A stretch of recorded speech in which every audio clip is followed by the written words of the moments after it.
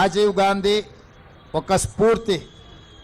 రాజీవ్ గాంధీ గారు సమూలమైన మార్పులకు, విప్లవాత్మక చైతన్యానికి వారు ఆదర్శంగా నిలబడి ఈ దేశంలో పెద్దలు బట్టి విక్రమార్క గారు చెప్పినట్టు పారిశ్రామిక విప్లవం కొంత వెనుకబడ్డ కంప్యూటర్ విప్లవంతోనే కోట్లాది మందికి ఉద్యోగ ఉపాధి అవకాశాలు వస్తాయి, భారతదేశము ప్రపంచంతో పోటీ పడుతుందని గుర్తించి 1980 దశకంలోనే ఈ దేశానికి కంప్యూటర్ని, ఈ దేశానికి సాంకేతిక నైపుణ్యాన్ని, అదేవిధంగా టెలికాం రంగాన్ని ఈ దేశానికి పరిచయం చేసిన గొప్ప స్ఫూర్తి ప్రదాత శ్రీ రాజీవ్ గాంధీ గారు.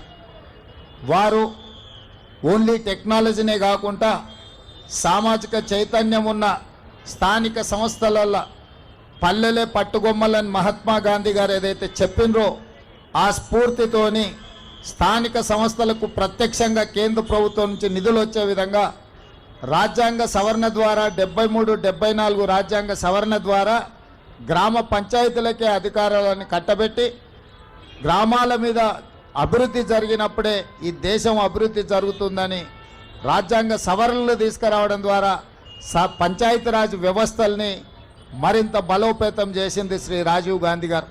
ఇదే కాకుండా కుటుంబంలోనే కాదు, రాజకీయాలలో, స్థానిక సంస్థల్లో మహిళలకు ప్రాధాన్యం ఉండాలి, సమానమైన అవకాశాలు ఉండాలి అని చెప్పి స్థానిక సంస్థలలో మహిళలకు రిజర్వేషన్లు తీసుకొచ్చి మహిళల్ని పొలిటికల్లీ ఎంపవర్ చేసింది శ్రీ రాజీవ్ గాంధీ గారు.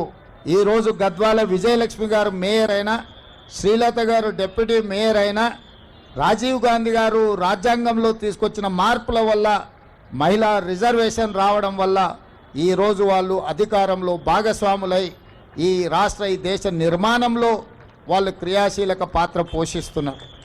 అదేవిధంగా ఈరోజు ఈ దేశం అభివృద్ధి పదం వైపు నడుస్తున్నది అని అంటే ఈ దేశం ఇంత బలంగా ఈ దేశం యొక్క సమగ్రతను కాపాడడానికి రాజీవ్ గాంధీ గారు తన ప్రాణాలను సైతం త్యాగం చేసింది.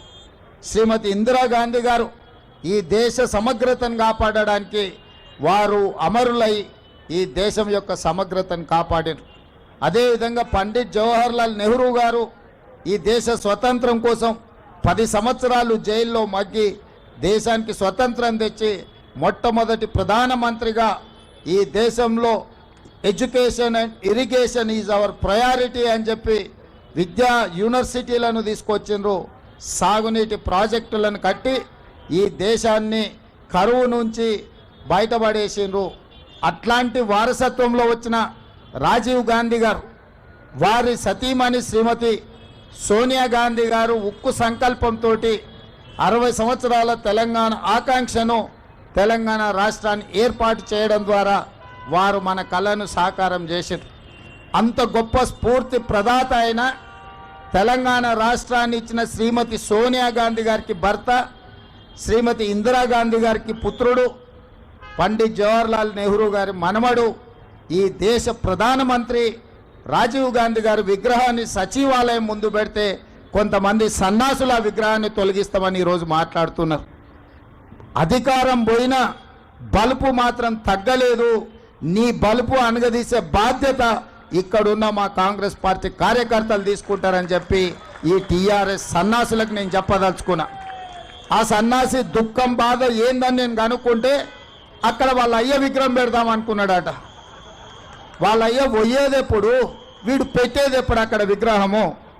ఈ దేశానికి స్వతంత్రం తెచ్చిన కుటుంబము, ఈ దేశం కోసం 2 తరాలు ప్రాణాలు ఇచ్చిన కుటుంబము, ఈ తెలంగాణ రాష్ట్రాన్ని ఏర్పాటు చేసిన కుటుంబము సచివాలయం ముందు కోట్లాది ప్రజలకు స్ఫూర్తిగా అమరవీరుల స్తూపం పక్కన ఈ దేశం కోసం అమరుడైన శ్రీ రాజీవ్ గాంధీ గారి విగ్రహం పెట్టడం సముచితం.